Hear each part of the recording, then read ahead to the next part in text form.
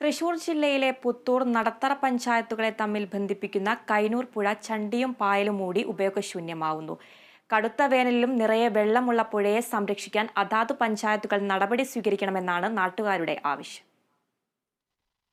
പുത്തൂർ നടത്തറ പഞ്ചായത്തുകളെ തമ്മിൽ ബന്ധിപ്പിക്കുന്ന കൈനൂർ പുഴയാണ് പല ഭാഗത്തും ചണ്ടിയും പായലും നിറഞ്ഞ് ഉപയോഗശൂന്യമാവുന്നത്.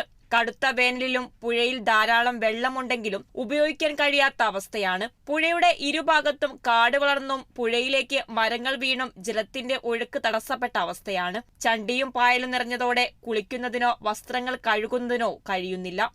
ഇപ്പോഴത്തെ അവസ്ഥ ഇതാണെങ്കിൽ മഴക്കാലം വന്നാൽ സ്ഥിതി കൂടുതൽ വഷളാകും.